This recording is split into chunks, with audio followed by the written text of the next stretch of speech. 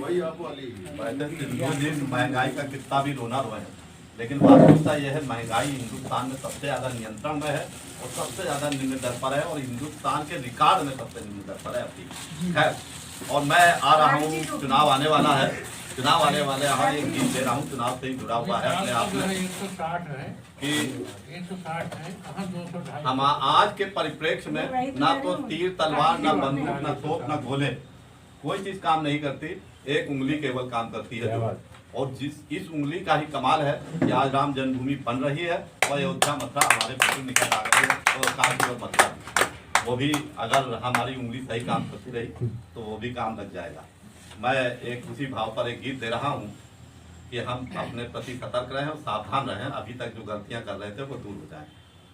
बन जाने दोगे प्रधान क्या उसको हिंदुस्तान का, जिसकी रैली में लहराता झंडा पाकिस्तान का, उसे सौंप दोगे क्या बोलो शासन हिंदुस्तान का, जिसकी रैली में जयकारा लगता पाकिस्तान का। नहीं नहीं कभी नहीं, नहीं नहीं कभी नहीं। बहुत बढ़िया, बहुत बढ़िया।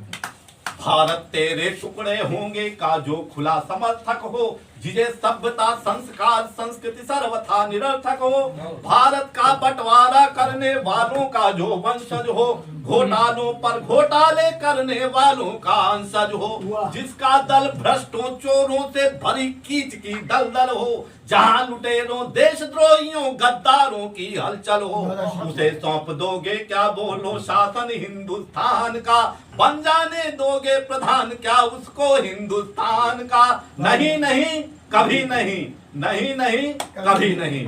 आगे देखिए, जिस दल ने निर्दोष हजारों सिखों को मरवा डाला, शांति दूत हिंदू जनता को आतंकी बतला डाला,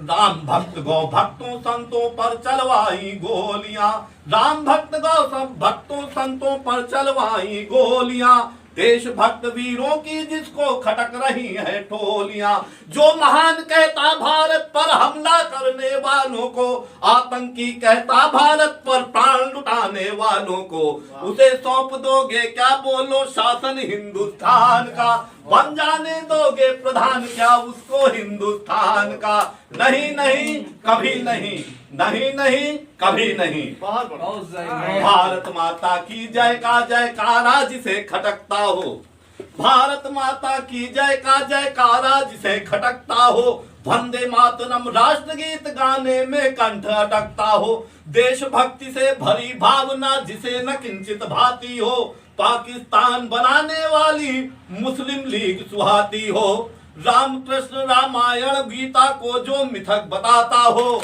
वेद पुराणों उपनिषदों से जिसका कोई न नाता हो, उसे सौंप दोगे क्या बोलो शासन हिंदुस्तान का, बन जाने दोगे प्रधान क्या उसको हिंदुस्तान का। नहीं नहीं कभी नहीं, नहीं नहीं कभी नहीं।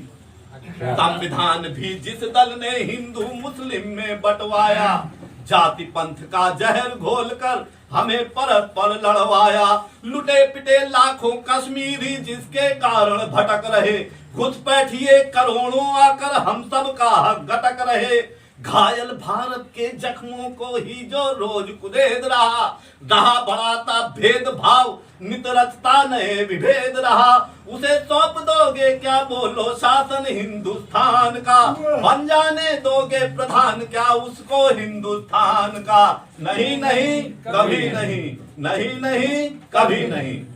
आगे देखिए, भारत की आजादी तो लगता है एक फसाना था, जो आजन्म कारावास झेल रहे थे, अंडमान की जेलों में यातनाएं काट रहे थे, वो तो आजादी की लड़ाई नहीं लड़ रहे थे, और जो हम मलाई खा रहे थे बैठकर, डबल रोटियां और पेपर पढ़ रहे थे, रेडियो और किताबें लिख रहे थे जेल के नाम पर, वो देश की आजादी की लड़ाई लड़ रहे थे। तो अब आप सोचिए देश की कैसी आजादी थी। भारत की आजादी तो लगता है एक फसाना था, हमें मिटाने की साजिश थी, पाकिस्तान बनाना था। दो नापाक पाक भारत के 650 टुकड़े थे, और साथ में दरिंदगी के झेले लाखों दुखड़े थे। वोट हाथ पर मांग रहे